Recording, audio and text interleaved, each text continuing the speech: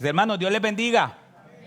Amén. Ahorita, después sacamos un tiempo para saludarnos. Ahora le invito a abrir sus Biblias en Romanos capítulo 11. Romanos capítulo 11, versículos 33 al 36. Romanos 11, 33 al 36.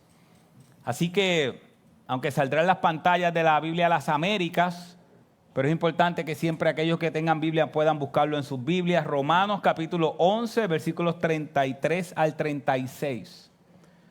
La palabra del Señor dice así: oh profundidades de las riquezas y de la sabiduría y del conocimiento de Dios. Cuán insondables son sus juicios e inescrutables sus caminos. Pues ¿quién ha conocido la mente del Señor? ¿O quién llegó a ser su consejero?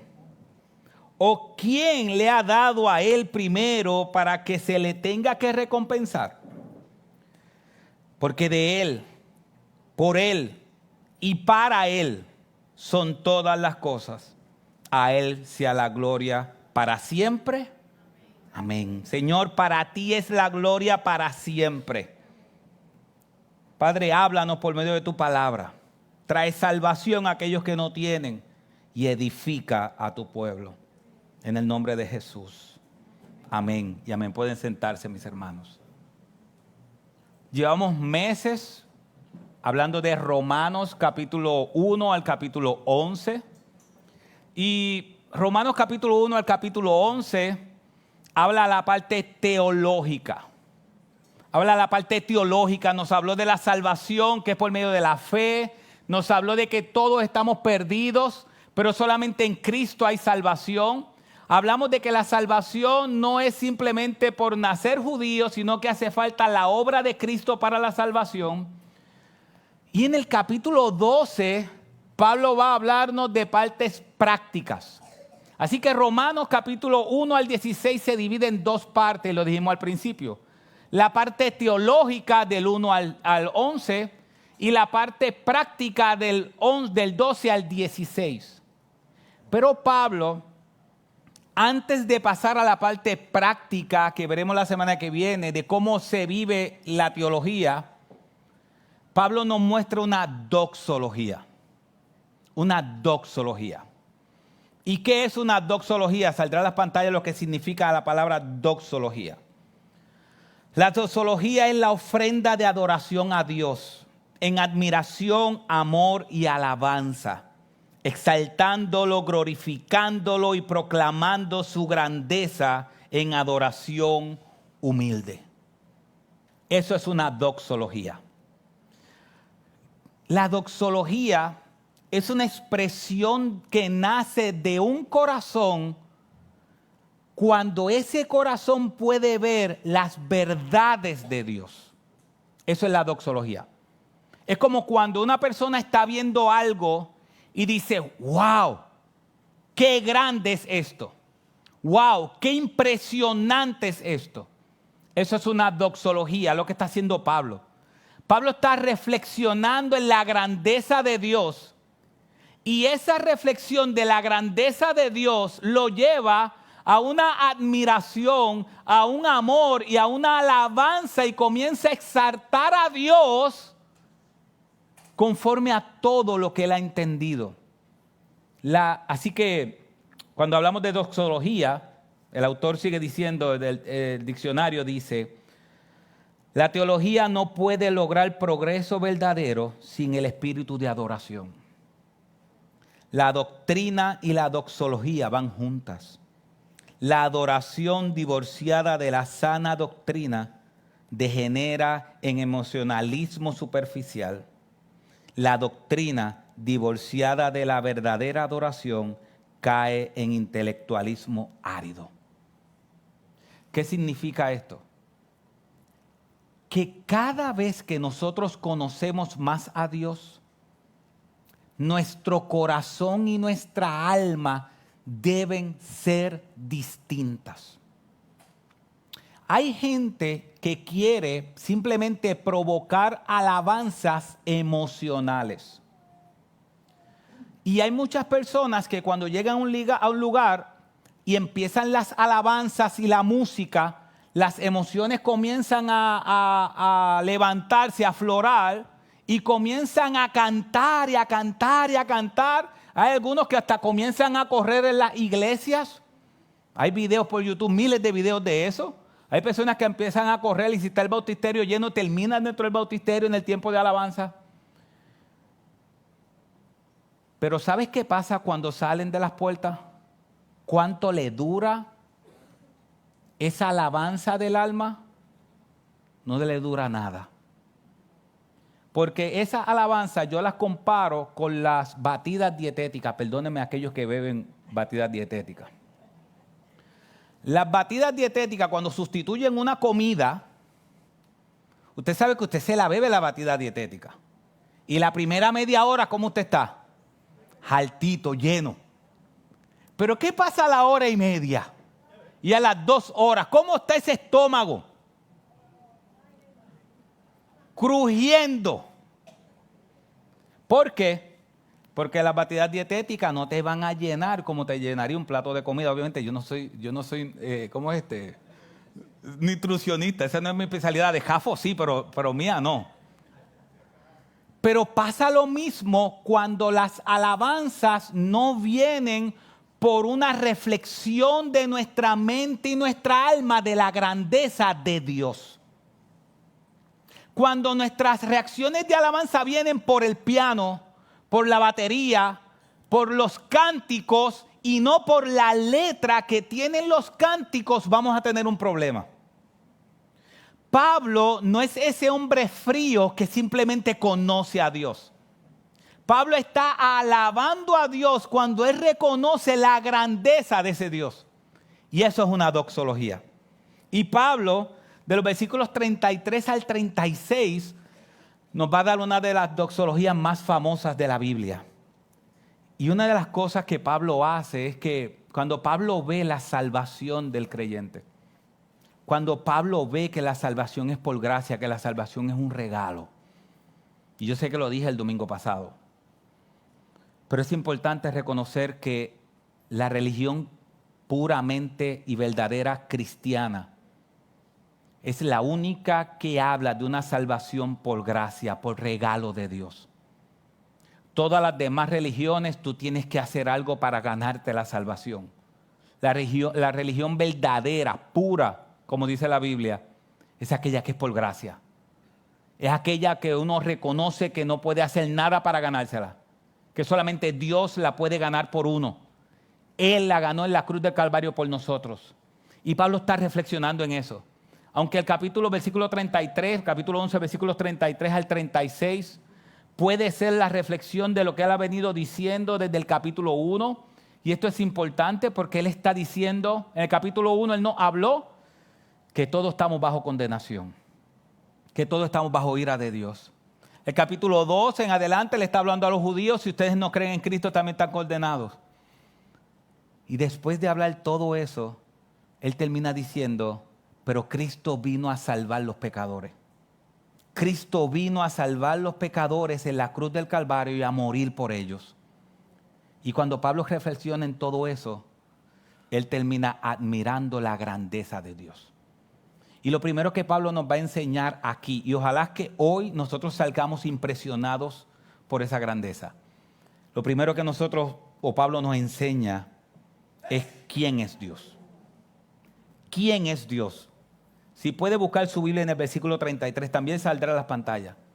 Pablo va a comenzar a enseñarnos quién es Dios. Y cuando Pablo está escribiendo la salvación por gracia, por medio de la fe, cuando el Pablo está meditando en Cristo crucificado por los pecadores, cuando Pablo está meditando en esa corona de espinas que traspasó la mente de la cabeza de nuestro Señor, cuando él está analizando que él es judío, pero Dios también lo salvó por medio de la gracia, él comienza el versículo 33 diciendo, oh profundidad de la riqueza, de la sabiduría y del conocimiento de Dios. Cuán insondiables son sus juicios e inescrutables sus caminos. Pablo termina alabando a Dios diciendo, oh profundidad de las riquezas y de la sabiduría y del conocimiento de Dios. Mis hermanos, al Dios al que nosotros le servimos, dice que Él es incomparable. Dice la profundidad de las riquezas y del conocimiento y de la sabiduría de Dios. ¿Sabes qué está diciendo? Que Dios es abundante, que Dios no se puede medir. Hay veces que nosotros podemos estar pensando, yo quiero conocer a Dios. Pero ¿sabe una cosa? Puedes conocer cosas de Dios y puedes conocer algo de Dios por medio de su palabra, pero nunca podrás conocer a Dios completamente, porque cuando se trata de Dios hay una profundidad que tú ni yo llegamos. Hay una profundidad demasiado grande entre nosotros y Dios. Y hablando un poco de esa profundidad, él habla de la sabiduría y del conocimiento. La profundidad de Dios en su sabiduría. ¿Sabes lo que significa la palabra sabiduría?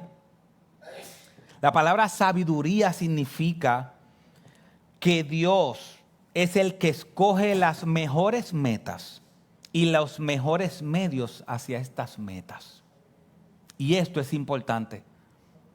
Cuando hablamos de alguien sabio, estamos diciendo que alguien toma las mejores decisiones y las mejores metas para esas decisiones.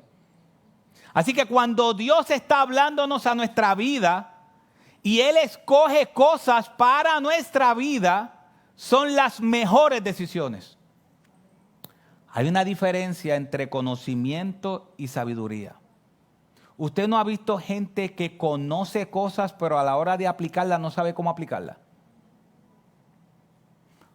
Personas que conocen, pero a la hora de aplicar el conocimiento no saben cómo aplicar el conocimiento. La persona sabia, según la Biblia dice, es una persona que no tan solo conoce, sino también que a la hora de aplicar lo que conoce lo hace de manera sabia. Significa que Dios toma mejores decisiones en nuestra vida que nosotros. Pero ¿sabes cuál es el problema? Que nosotros en lo más profundo de nuestro corazón entendemos que nosotros podemos tomar mejores decisiones que las que Dios toma para nosotros. Y eso nos pasa a cada rato. A cada rato tenemos planes bien orquestados. ¿Cuántos son de los que se molestan cuando tienen un plan y se lo rompen? Hay gente que no. Hay gente que yo llamo que son bohemios. Que ellos se levantan sin ningún plan. Y ellos se levantan por ahí tranquilos. ¿Y sabes cuál es el problema de esto? Que usualmente en el matrimonio uno es bohemio y el otro es el que organiza. Usualmente es así. Y el que es bohemio no padece del corazón. No padece del corazón. Tranquilo. Si las cosas pasan, pasaron. Si no pasaron, no pasaron. El que es organizador es el que está ahí. Vete, lávate la boca. Ya el calentador está prendido. Dale. Y a veces nos casamos así. Pero el que es organizador y tiene todo estructurado, y sale algo que le cambia todos los planes. ¿Cómo se pone ese estructurado? Casi pierde el testimonio. Es así. Hay veces que Dios, nosotros tenemos un plan, pero Dios es el que orquesta todos los planes y todos los planes de Él son buenos. Son buenos para nuestra vida. Y Pablo, cuando está hablando de la sabiduría y del plan de Dios de salvación a los judíos y a nosotros los gentiles, Pablo llega a la conclusión, es que la riqueza de la sabiduría de Dios es demasiado grande. Mis hermanos, la sabiduría de Dios, el plan de Dios es impresionante. Si nosotros repasamos el Evangelio y repasamos esa noticia, ¿qué pasó? Adán y Eva pecaron contra Dios. Dios le dijo, Mira, tienes, qué sé yo, tienes el país de Puerto Rico completo. Está lleno de todos los árboles que tú quieras, todos, de todos los colores, de todos los sabores, todo. Tienes todo Puerto Rico lleno de árboles para que comas tranquilamente. Solamente no comas de uno. Tienes 200 millones de árboles y no comas de uno, solamente de uno. Y ya usted sabe lo que hizo el hombre. 200 millones de árboles no le fueron suficientes. Él tenía que comer ¿qué? El uno. ¿Y qué hizo? Junto con su mujer, cogieron del uno. Dios le dijo, el día que tú me desobedezcas, vas a morir. El hombre desobedeció a Dios. Y cuando el hombre desobedece a Dios, después en Efesios nos muestra que ya Dios tenía un plan desde antes de la fundación del mundo. Y que desde antes de la fundación del mundo Él nos escogió. Desde antes de la fundación del mundo nos adoptó como sus hijos. Nos adoptó. La adopción es distinta a un parto natural. Cuando tú das a luz de manera natural, viene una caja de sorpresa. Tú no escoges el que sale. Lo escogen por ti. ¿Es así o no es así? Pero cuando tú vas a adoptar, ¿quién es el que escoge? El Padre es el que escoge. Dios nos adoptó. Nosotros pecadores, Dios nos adoptó. Y Él dijo, ¿sabes qué? Los voy a salvar de una manera. Mis hermanos, Dios nos podía salvar de cualquier manera. Pero Él decidió escoger la manera más amorosa para salvarnos. ¿Cuál fue? Usted la sabe. Morir por nosotros en la cruz del Calvario. Y al tercer día resucitar por nosotros. Eso es sabiduría. Eso es un conocimiento aplicado. Y cuando Pablo está reflexionando, está diciendo que el que hizo los cielos y la tierra, el Dios todopoderoso, fue crucificado desnudo en un madero por amor a su pueblo.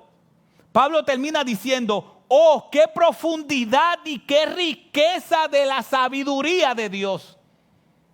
¿A quién se le había ocurrido una historia como esa? Que un creador estuviera dispuesto a morir desnudo en una cruz por todos aquellos que lo traicionaron. Por todos aquellos que pecaron contra Él y se rebelaron. Y la sabiduría de Dios es tan grande que en vez de darnos ira, porque no merecíamos su ira, nos dio su perdón y nos dio su amor. Y cogió 66 libros. ¿Usted sabe cuál es la diferencia entre nosotros y el Islam, por ejemplo? Que todo el Islam fue dado a Mahoma, a una sola persona. Y muchas religiones tienen una nueva revelación para ellos, entre comillas, que se lo dieron a una persona. La Biblia es la única que tiene más de 25 autores, que cuentan una historia de miles de años entre una y otra, que cuentan una sola historia de salvación y no se contradice. Nos cuenta en Génesis cómo Dios amó al hombre, aunque el hombre pecó contra él. El Nuevo Testamento nos muestra cómo Cristo vino y murió en la cruz del Calvario. Y aún ese último libro de Apocalipsis nos dice y nos muestra cómo ese Señor resucitado volverá por su pueblo. Ese libro comienza con perdición y termina con gloria. La sabiduría de Dios. La sabiduría de Dios.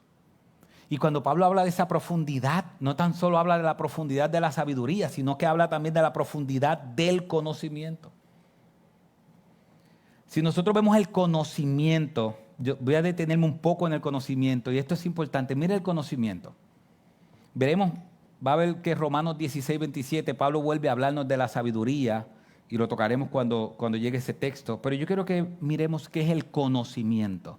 Mira la definición de conocimiento. Gruden dice, Dios se conoce plenamente a sí mismo y todas las cosas reales y posibles en un acto singular y eterno. Y si usted dice, Dios se conoce a sí mismo, Dios es infinito, no tiene principio y no tiene fin. Esa expresión que Él se conoce a sí mismo es grandísima, porque no hay nadie que pueda conocer a Dios al menos que Él mismo. Y cuando decimos que Dios tiene conocimiento, que Dios es omnisciente, comienza con Él. Así que Dios conoce todo lo de Él, pero no tan solo todo lo de Él, también todas las cosas reales y posibles. Él conoce todas las cosas que existen en este momento. No tan solo Dios conoce quién es Él, Dios también conoce quién es quién. Tú. Y el Salmo 139 dice, oh Señor, tú me has escudriñado y conocido. Tú conoces mi sentarme y mi levantarme. Desde lejos comprendes mis pensamientos. Tú escudriñas mi senda y mi descanso. Y conoces bien todos mis caminos. Aún antes de que haya palabra en mi boca, he aquí, oh Señor, tú ya la sabes toda. Por detrás y por delante me has cercado y tu mano pusiste sobre mí. Y después que el salmista verifica y analiza todo lo que le está diciendo, termina diciendo el versículo 6, tal conocimiento es demasiado maravilloso para mí. Es muy elevado, no lo puedo alcanzar. ¿Sabes qué? Este texto, cuando se utiliza, las veces que yo he escuchado que lo utilizan es para dar miedo. Y a veces los padres se lo conocen muy bien. Si ves el versículo 1 del Salmo 39 y lo lees nuevamente, la gente lo utiliza como, hey, Dios conoce todo de ti. ¿Y sabes qué? Dios conoce todo de ti. Todo. Ustedes saben, cuando la gente dice, tú no me juzgues, que Dios sea el que me juzgue. Dios conoce mi corazón. ¿Usted escucha esa expresión? Dios conoce mi corazón. Aquella persona que dice con orgullo, no me juzgues porque Dios conoce mi corazón, él no sabe lo que está diciendo. Porque cada vez que uno dice, Dios conoce mi corazón, ¿nos llega alegría o nos lleva tristeza o miedo? Tristeza o miedo, porque sabemos que nuestro corazón es ¿qué? Engañoso y malo. Pero cuando el salmista está meditando en el conocimiento de Dios y comienza a decir, tú conoces todo de mí, tú escudriñas mi senda, tú escudriñas mi corazón, todavía no está la palabra en mi boca y tú la dices y tú sabes cuál es, tú estás a mi derecha y a mi izquierda. Después dice, me puedo ir al Seol y ahí tú estás. No puedo huir de tu presencia. Si ves el versículo 6, si puedes ponerme el versículo 6, él termina diciendo algo. Él termina diciendo, tal conocimiento es demasiado maravilloso para mí. Es muy elevado, no lo puedo alcanzar. Mis hermanos, debemos cambiar el chip. Saber que Dios es omnisciente no debe llevarnos a asustarnos. Debe llevarnos a entender que aunque la gente a nuestro alrededor no sepa quiénes somos o no nos comprendan, Dios conoce todas las cosas. Él sí nos comprende. Él sí sabe quiénes somos. ¿Usted no ha intentado en algún momento expresarle y abrir su corazón con alguien y le está explicando, y le está explicando, y le está explicando, y la persona dice, bueno, mira, yo no he pasado lo que tú estás pasando, pero yo creo esto? El único que puede ver perfectamente tu alma, quién tú eres, todos tus pensamientos, todos tus caminos, todos los pensamientos que tuviste ayer, todos los pensamientos que tienes hoy y todos los pensamientos que vas a tener mañana, ahorita o dentro de 5 minutos, o lo que tú estás pensando de mí ahora mismo, Dios lo está viendo. Dios lo está viendo. Y eso es maravilloso. Eso es maravilloso. Y Pablo dice que ese conocimiento de Dios es demasiado profundo. Y cuando vemos la definición, es que Él conoce todas las cosas que existen en este momento. Y esto es importante, mis hermanos. Y saldrá una imagen en la pantalla. Si usted quiere saber cómo Dios conoce, cuál es el conocimiento de Dios, así es el conocimiento de Dios. Eso es de un libro de doctrina. El conocimiento de nosotros está dividido en partes. Nosotros conocemos lo que está pasando ahora. No conocemos lo que va a pasar en media hora. No conocemos lo que va a pasar mañana. Y conocemos aquello que podemos recordar a cierta edad. Cuando vemos a Dios y el conocimiento de Dios no es dividido en etapas.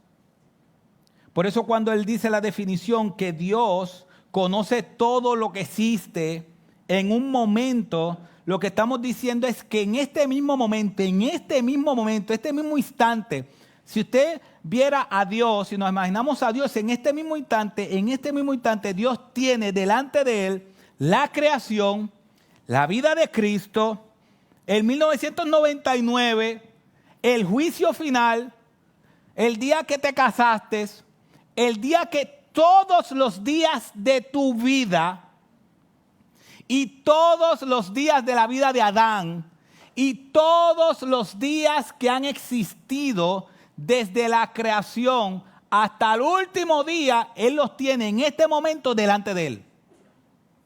Todo. Y lo ve con la misma agudeza, dice la doctrina. Significa que el día que toda esa rebelión que tú tuviste durante tu vida contra Él, antes de que Él te salvara, Él la tiene delante de Él. Y el día que Él te salvó, también lo tiene delante de Él. Nosotros pensamos en un futuro. Dios no es como nosotros. Por eso el Salmo 94 dice, porque 1000 años ante Él, ante tus ojos, son como el día de ayer, que ya pasó, y como una vigilia de la noche. Cuando decimos que Dios conoce, estamos diciendo que Dios conoce todo. Todo de todos. Todo de todos. Desde Adán hasta el último que nacerá. Todos. En este mismo instante.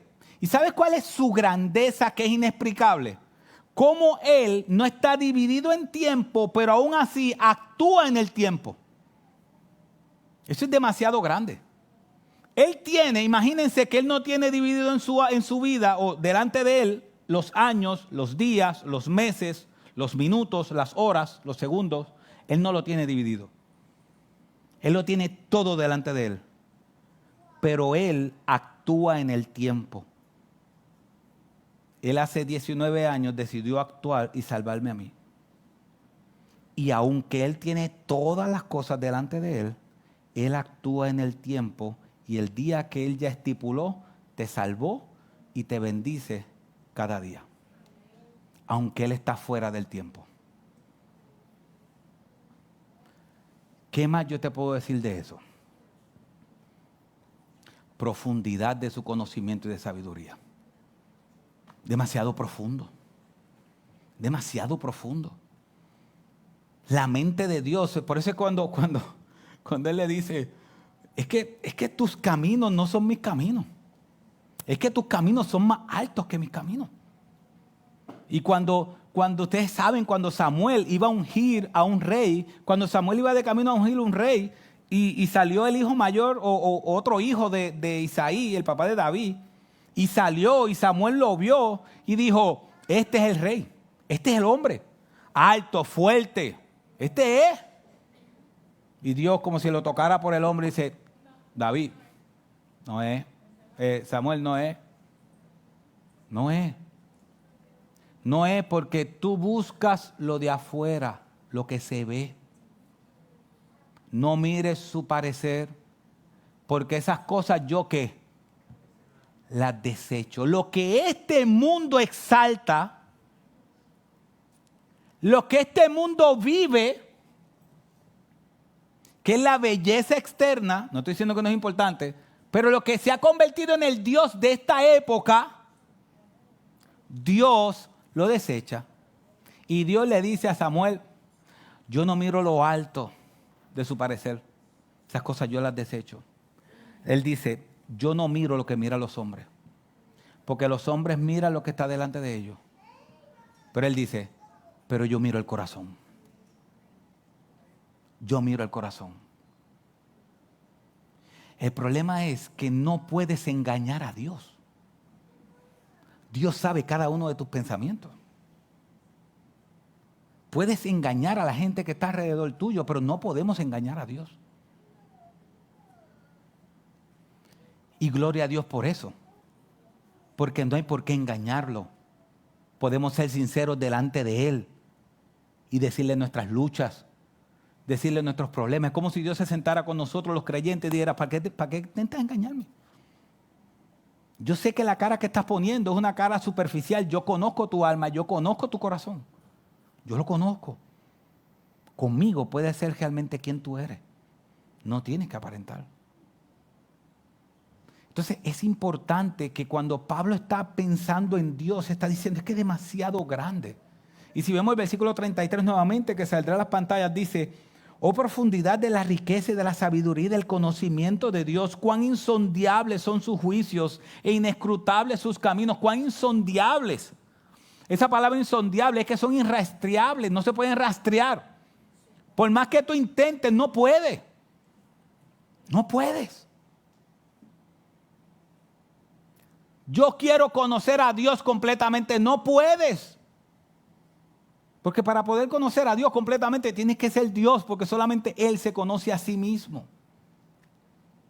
Así que después de Pablo adorar a Dios por su grandeza,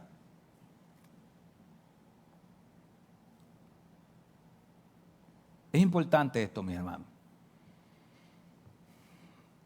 En muchos lugares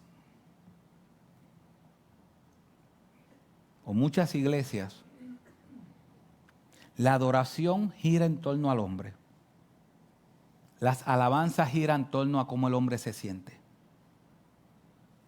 La música tiene la meta de exaltar emociones. Y todo gira al torno al hombre. Si usted analiza nuestras alabanzas no son escogidas por cuál está pegada en la radio o no. Ni está tampoco escogida por si al hombre le gusta o no. Porque si algún día usted viene, y perdone la manera en que lo voy a decir, pero si algún día usted viene y usted dice, las alabanzas no me gustaron, tiene un gran problema. Porque no fueron diseñadas para que te gustaran. Fueron diseñadas para que le gustaran a Dios. El que debe salir del culto diciendo, me gustaron las alabanzas, muchachos, metan mano. El guitarrista se equivocó un poco. El pianista está cantando. Me gustaron las alabanzas. Porque el culto se trata de Él. De la adoración a Él. Si usted analiza las canciones, analice las letras que se cantaron y se cantarán. Son arreglos navideños, pero la letra está enfocada en el que murió en la cruz. Y ese conocimiento de esa grandeza de quién murió en la cruz me lleva a entender y adorarle y decir, es que Dios es demasiado grande salvando a este vil pecador. No importa que Dios me dé algo más. No importa que Dios me dé algo más. Ya me dio la salvación. Eso es suficiente. Entonces es importante esto porque la adoración a Dios viene como una respuesta a entender cuán grande es Dios. Si las alabanzas no me hablan de Dios, sino que me hablan de tu problema, tú vas a salir emocionalmente diciendo, voy a salir de aquí como un vencedor, pero a la hora de la verdad no vas a conocer quién es Dios y vas a estar derrotado. Porque separados de Él, nada podemos hacer. Y Pablo después nos dice, ¿quién es como Dios? Pablo del versículo 34 al 35 está haciendo preguntas retóricas. No están diseñadas para ser contestadas, sino que ya tienen la respuesta. Mira lo que dice el versículo 34. Pues, ¿quién ha conocido la mente del Señor? ¿O quién llegó a ser su consejero? ¿Cuál es la respuesta de eso? ¿Quién ha conocido la mente de Dios? ¿Quién ha conocido la mente de Dios? Nadie. ¿Quién ha llegado a ser su consejero? Nadie. ¿Quién quiere ser consejero de Dios? ¿Quién quiere darle consejo a Dios de cómo hacer las cosas? Yo. Yo quiero darle consejo. No llego a nada. Pero yo quiero darle consejo a Dios. Si Dios te preguntara, ¿cuál es tu plan? ¿Cuál es el plan que tú tienes para tu vida? Tú le dirías, este es mi plan. Porque nosotros tenemos un plan estructurado para nosotros. Y Pablo está diciendo, es que la sabiduría de Dios es mejor que la tuya. Cuando nosotros entendamos verdaderamente, yo, Junior, entienda que la sabiduría de Dios es mejor que la mía, su voluntad va a ser más agradable para mí. Pero yo muchas veces peleo porque yo quiero hacer mi voluntad y no la de Dios. ¿Y sabes qué? Él está citando Isaías. Y en Isaías 40:13, que es el que cita, dice, ¿quién guió al Espíritu del Señor? ¿O cómo consejero suyo le enseñó? Y en Isaías estaba hablando de ese regreso, esa liberación del pueblo, cuando Dios lo iba a libertar de Babilonia. Pero Pablo ahora cita otro texto del Antiguo Testamento y otro texto más fuerte. Versículo 35. ¿O quién le ha dado a él primero para que se le tenga que recompensar? ¿Quién le ha dado a Dios primero para que Dios te deba algo? Me gusta eso. Me gusta porque hay gente que dice, Dios no existe. Hay profesores que dicen, Dios no existe. Y apagan la luz. Y dice, si Dios existiera, que esa luz se prenda. Recuerdo que escuché una historia que un estudiante le dijo una vez al profesor, eso la luz no se prendió, pero no está significando que Dios no existe. Lo que significa es que Dios no toma órdenes. Dios no recibe órdenes de nadie. ¿Usted sabe dónde se cita ese texto? Job 41. En Job 41:11, Dios le dice esto a Job. ¿Quién me ha dado algo para que yo se lo restituya? Cuanto existe debajo de todo el cielo es mío. Ustedes recuerdan que Job, aunque pasó la prueba, Job cuestionó a Dios y Dios le dice, en buen puertorriqueño, Dios le diría esto, le dice esto. Job, mira, yo creo que como padre, todo padre en algún momento ha tenido una conversación con los hijos cuando ellos se creen que ya son grandecitos. ¿No le ha pasado eso? Si no le ha pasado, ya mismo le pasará. Estos ya se creen grandes, hay que sentarlos y que se apriete el cinturón. Si no ha pasado, va a pasarle. Si le pasa todos los días, estamos orando por usted. Dios le dice a Job, Job, mira, vamos a hacer algo, Job. Apriétate bien el pantalón. Yo te voy a hacer un par de preguntas y tú me vas a contestar porque tú te crees que tú sabes. Ok. Job, ¿quién le dijo al mar hasta aquí vas a llegar? Job, dime, ¿cuántas estrellas hay en los cielos? Tú debes saberlo. Mis hermanos, el conocimiento de Dios es tan grande. Usted sabe que si el que es bueno en matemática, tiene que pensar. Yo sé que no todo el mundo es bueno en matemática. Pero el que es bueno en matemática, le dicen, ¿cuánto es tanto por tanto? Tanto. Tiene que analizarlo.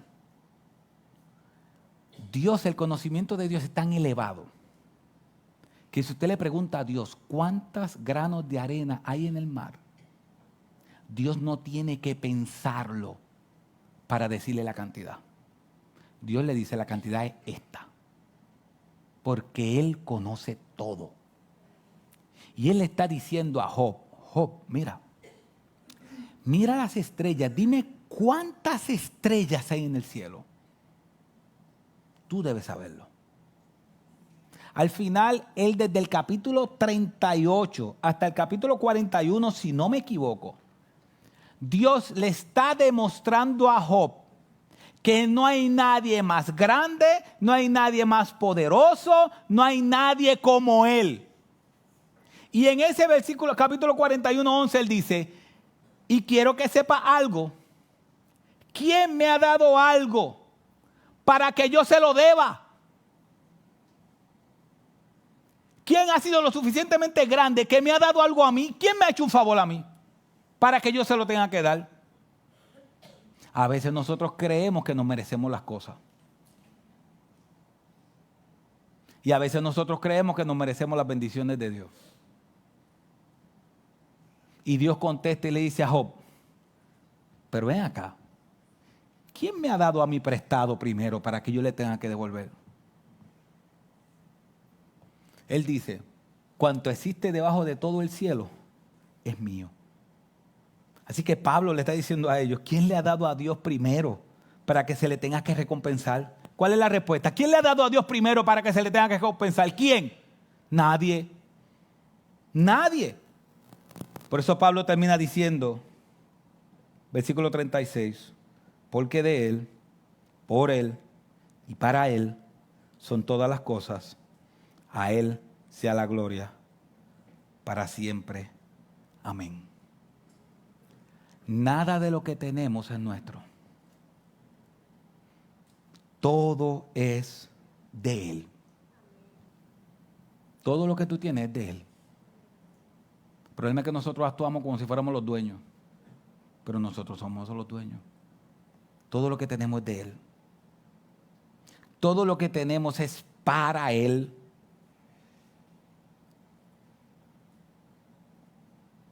Y todo es por Él. No hay nada para nosotros. A Él sea la gloria. Algo impresionante, mis hermanos, es que Pablo no está pensando en otra cosa que no sea la salvación de Cristo. Pablo no está pensando en otra cosa que no sea la salvación de Cristo. Hendricks se lo dice de esta manera. Es como si Pablo dijera, Él es la fuente, el realizador y la meta de nuestra salvación. Así que mis hermanos, tres aplicaciones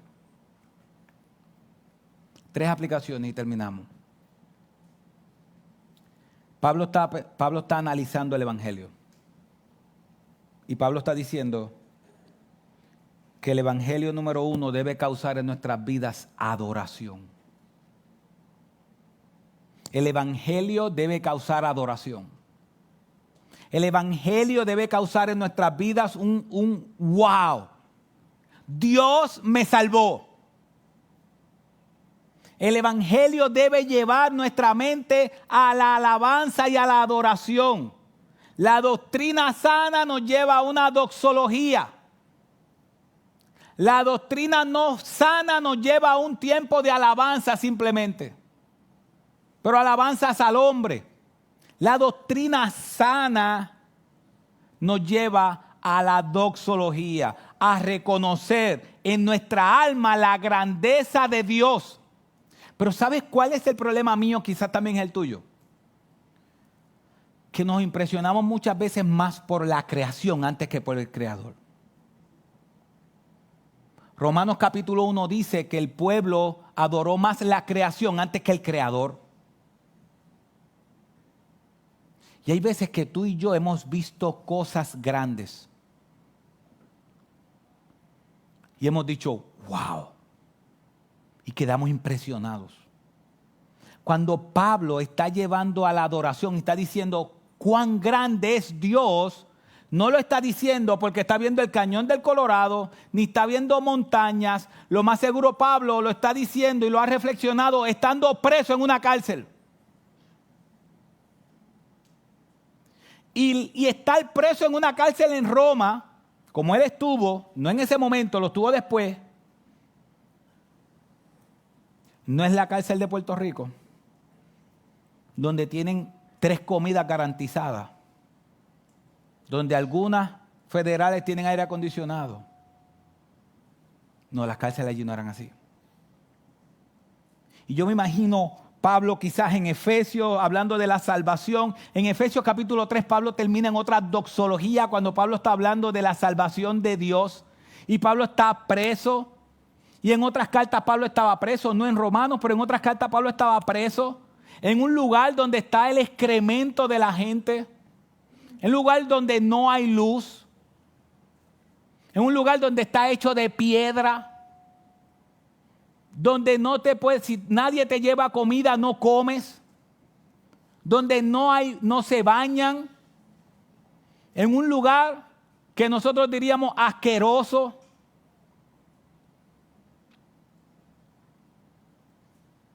Ahí él está diciendo cuán grande es Dios. El problema es que nosotros cuando buscamos decir cuán grande es Dios es cuando nos da una bendición, cuando nos contesta nuestras oraciones. Pero cuando decimos Dios me salvó, hay veces que eso no nos lleva a la alabanza. Y la verdadera doctrina de que la salvación es por gracia, por medio de la fe, y la fe en Cristo, que es el único que salva a nosotros los creyentes, debe ser suficiente para adorarle, aunque no tengamos nada más. Pero nosotros buscamos muchas veces adorarle por sus bendiciones. Y Pablo le estaba adorando por simplemente quién es Él y lo que Él hizo. Así que el Evangelio nos debe llevar a 3 cosas. Nos debe llevar a adorarlo, nos debe llevar a alabarlo, alabanzas. Alabanzas al Rey, como se estaba cantando hace un tiempo. Alabanzas al Rey. Reconocer que Dios murió en la cruz del Calvario para perdonar mis pecados y limpiarme de toda maldad. Me perdonó, me declaró su hijo y algún día regresa por mí, es suficiente para alabarlo. Con un conocimiento claro de su grandeza y una alabanza que sale de mi corazón. El Evangelio debe llevarnos a alabar. Sí, yo sé que tiene muchos problemas. La Biblia lo dice, muchos son los problemas del justo, pero también ¿sabes qué dice la Biblia? De todos nos librará ¿quién? Jehová. Así que debemos vivir en adoración, debemos alabar. Y quizá usted dice, adoración y alabar, ¿cómo? Espérate eso. Adoración es un estilo de vida, un proceso del alma y del corazón. Alabanza es lo que usted dice con su boca. Adoración es lo que pasa en su alma. Así que debemos adorar a Dios, debemos alabarlo y debemos vivir para su gloria. ¿Sabes por qué? Porque al final todo es de Él, por Él y para Él son todas las cosas. A Él sea la gloria. Yo oro al Señor que tú pudiste, que si tú no eres creyente y estás aquí, ¿sabes que hay gente que dice, arrepiéntete porque Cristo está cerca. Arrepiéntete, ven a Cristo porque Cristo está cerca. Eso es como metiendo miedo. Dale. Es como cuando decían, hey, cuando llegues a tu casa te voy a esperar con la correa. Y hay gente que termina supuestamente recibiendo a Cristo porque Él regresa. Él regresa, claro que sí. Pero tú no debes seguir a Cristo porque Él regresa. Tú debes seguir a Cristo porque Él vale la pena. Él vale la pena lo suficiente como para dejarlo todo por Él. Cristo es demasiado hermoso, lo suficientemente hermoso como para que nuestras vidas no sirvan nada si no estamos con Él. La salvación del alma es más importante que cualquier otra bendición que Dios te pueda dar. Y Dios te ha dicho hoy, yo conozco tus pensamientos. Yo conozco lo más profundo de tus pensamientos. El día que Dios me transformó, yo no lloré, yo no levanté la mano. Yo entendí algo. Yo entendí que yo era un gran pecador. Y cuando se estaba predicando de las 7 iglesias de Apocalipsis, yo entendía que yo era ese pecador. Yo dije, ese pecador soy yo. Y estoy perdido y sin esperanza. Y necesito que Cristo me salve. No necesito religión, necesito que Cristo me salve porque soy pecador y no tengo esperanza sin Él. Y ese día, Dios, por medio de su Espíritu Santo, me llevó al arrepentimiento, me llevó a entender que yo era el más vil pecador y me llevó a pedirle perdón a Dios. Señor, perdóname. Perdóname por mis pecados. Hoy supuestamente la salvación de la gente es, Dios quiere mejorarte. Yo he escuchado ese llamado, Dios quiere mejorarte, Dios quiere que tú seas mejor en tu vida. Ven, recíbelo para que seas mejor en tu vida. No, tú no necesitas mejoramiento. Tú necesitas nacer de nuevo. Tú necesitas morir a lo que eres y tener un nuevo nacimiento que solamente Cristo lo da por medio de su Espíritu Santo. El engaño es 7 pasos para mejorar. No, necesitas arrepentimiento. ¿Y sabes qué significa arrepentimiento? Un cambio. La palabra literalmente arrepentimiento es un cambio. Es darle la espalda al pecado y comenzar a caminar hacia Dios. Eso es arrepentimiento. Y yo espero en el nombre de Cristo que por medio de esta exposición de su palabra, tú puedas ver que eres pecador, que necesitas arrepentimiento y también ver la hermosura de Cristo, que es el único que te puede salvar. Ver que Cristo es hermoso, que el que murió en la cruz del Calvario también resucitó al 3er día y dijo que todo el que confesara con su boca que Jesucristo es el Señor y lo creyera en su corazón, ¿qué dice la palabra? Será salvo. Ojalá que hoy tú puedas confesar con tu boca y con tu vida que Jesucristo es el Señor y lo creas en tu corazón. Y que hoy sea el día en que Dios traiga salvación a tu alma. Y te aseguro que serás una nueva criatura. Solamente por medio de Cristo. Oramos, mis hermanos. Padre, gracias. Gracias por tu palabra que es la única verdad. Padre, yo te pido en el nombre de Jesús que si hay aquí alguna persona que no te conoce, que tú le hables a su vida y que tú puedas mostrarle que no hay nadie como tú, que las alabanzas son a ti, que todo es de ti, por ti y para ti, que todo lo que hay en esta tierra fue hecho por ti, viene de ti y es para tu gloria. A ti solamente sea la gloria. Padre, trae la salvación de los perdidos. Y Señor, también enséñanos a nosotros, a los creyentes, a aquellos que hemos entregado nuestras vidas a ti, que la salvación es suficientemente grande como para vivir vidas de adoración y de alabanza a ti. Padre, que haznos entender la gran salvación que tú has hecho por nosotros, para así poderte alabar y adorar el resto de nuestras vidas. Recuérdanos el Evangelio. Sí, Señor, aquí habemos muchos con muchos problemas. Muchos con muchos problemas. Quizás hermanos que están enfermos, que no pudieron estar con nosotros. Hay muchos problemas. Pero yo creo que uno de los problemas principales es que hemos olvidado la grandeza de la salvación que tú nos has dado. Padre, esa cruz donde tú compraste a gente de toda tribu, pueblo, lengua y nación.